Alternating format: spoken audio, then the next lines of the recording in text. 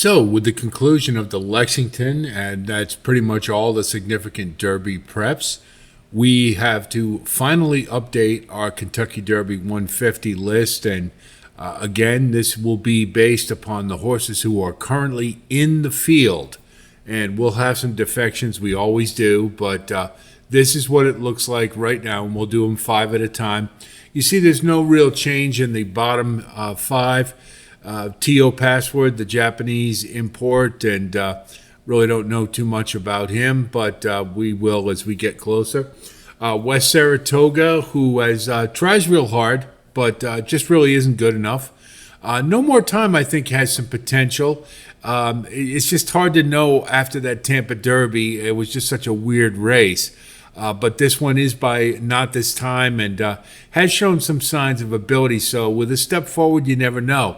Catalytic, I love that Florida Derby, but it wasn't beating much. We have to remember that. And if you do throw Fierceness out, he does win that race by about 3 lengths. So for his first time around 2 turns, pretty damn impressive race. We'll just have to see how he trains heading into the Derby. Deterministic, I am hearing things that he may not run. I'm just not sure. That Wood Memorial was not very promising, but this one certainly has talent, and if he does decide to run, it'll be because he's rebounded sufficiently, and Christophe Clement, pretty good judge of a horse if he's ready to run, so we'll just have to see about that. The next 5, we have Society Man at 106 to 1. The Wood Memorial made a big improvement, running closer to the pace, and that's certainly a sign of a horse who is improving. We'll just have to see if he can take one more step. Mystic Dan, again, being by Golden Sense, I'm just not that excited about this horse, and he's one I'm probably going to throw out, but I just haven't seen enough to him to tell me that other than being on the mud, if it does rain on Derby Day, then maybe we'll upgrade him. But aside from that, I think he's kind of a paper tiger. Track Phantom, we know what he does. He gets on the lead and tries to hold as long as he can.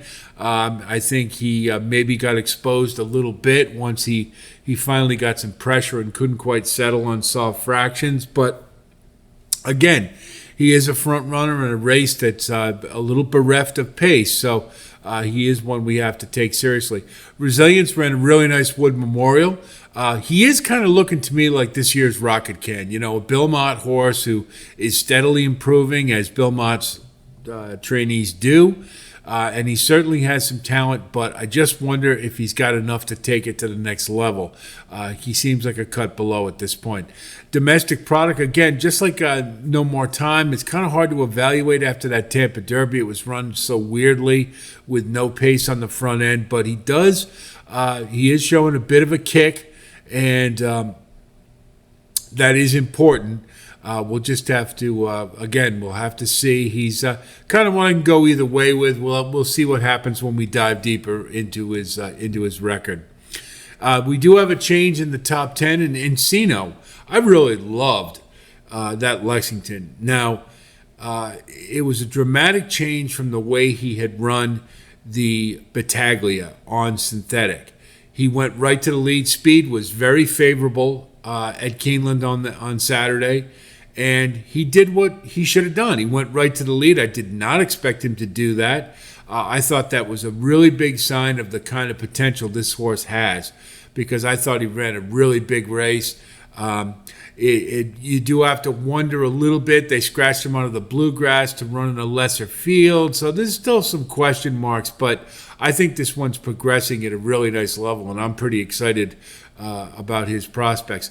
Stronghold got a win in the Santa Anita Derby against some decent competition. I wouldn't say it was great, but because California just hasn't been that strong this year. But he is very consistent, and you have to like that. He fires every time.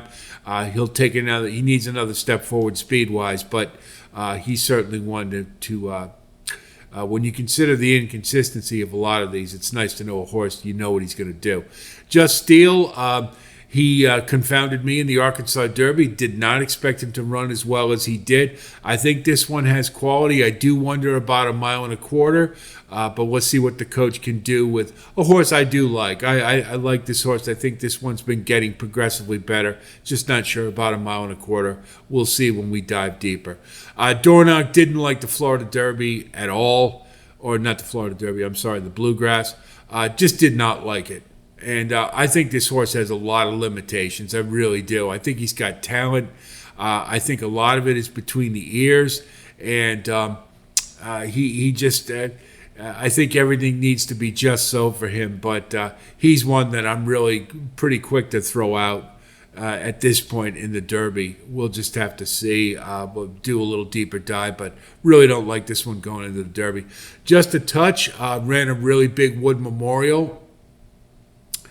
And or Bluegrass, I'm sorry, get too many races, and it's still kind of early in his career though. That's the only thing that's a little bit of a concern. But this one is making some significant steps forward.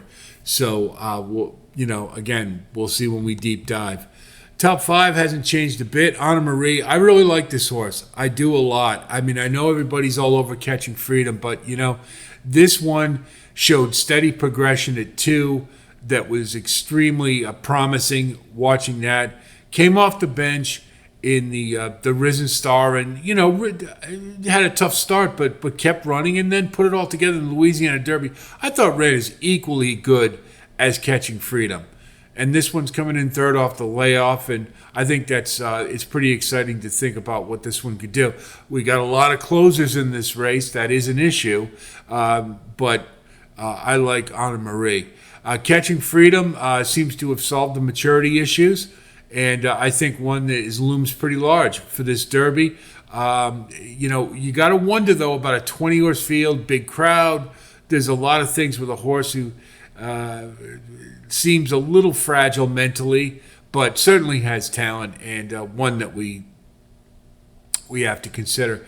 Sierra Leone, phenomenal. The Bluegrass was awesome. I thought the Risen Star was a better race, though, because he closed into soft fractions, whereas the Bluegrass, he had a little pace to run to, but this one clearly is showing all the signs of a really special horse. You just consider that from his maiden win, where he overcame a lot to win that one, and then the Remsen, he ran a big race. Risen Star ran big. Louis, I mean, he's pushing all the buttons. I mean, he hasn't done anything wrong, and the question is how much pace is he going to have to run to, and will he be able to get a trip coming from behind? But there's a lot of things to like about Sierra Leone. Fierceness, we all know what the issues are. Is the good race, bad race, and then the Derby should be a bad race.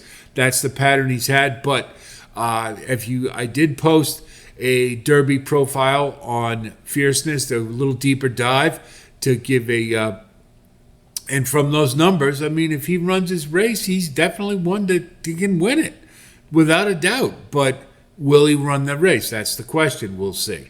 Forever Young, he's another one who's very consistent. 5 for 5. He hasn't done anything wrong. That last race, the UAE Derby, he was wide throughout, closed into a speed-favoring track, and ran down a runaway front runner. I think this one's for real. I like him a hell of a lot better than I did Derma Sotogake, and I think he's one that looms really large.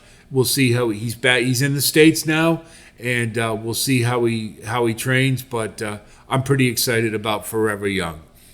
So if we look at our list, you see there hasn't been a lot of movement except we've upgraded Encino. I think he's coming into the Derby in really good form, and another step forward I think puts him right there. Could be a sleeper. We look at some of our others. We still have 5 horses we're leaving on here that could back into the Derby. Endlessly, we don't know. From what I understand, his connections is seriously considering it at this point, though he's never run on dirt. He's a really nice horse, and He's a big X factor if he gets into the Derby. Epic Ride's a really nice horse. You can't. He fires every time. Again, consistency. You have to love that. Might be a cut below, but he's a really nice horse. Grand Mo the First. He's coming out of Florida, and I just don't like any horse out of Florida this year, with the exception of Fierceness, of course. But their crop has not been good, and I think he's a he ran a pretty good Florida Derby, but he's just not good enough. I think that's the bottom line.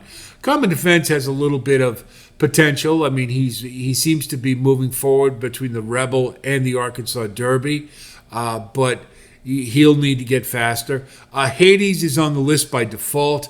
I just have not liked the last two races at all. I just think, outside of Gulfstream, he's just not very good. And I think, if he gets into the Derby, he'll be one of the first ones I toss for sure.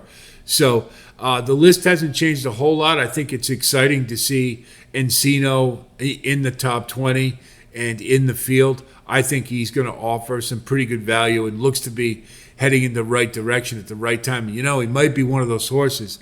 If you do have some question marks about the top three, and maybe he's one that heading in the right direction, moving forward, making very progressive strides. Maybe instead of a first-time Japanese Derby winner, we get Godolphin gets a Derby for the first time. So there's still a lot of questions to be answered for sure. We'll see in the next 3 weeks how the horse is trained. But to me, right now, Forever Young, the one to beat.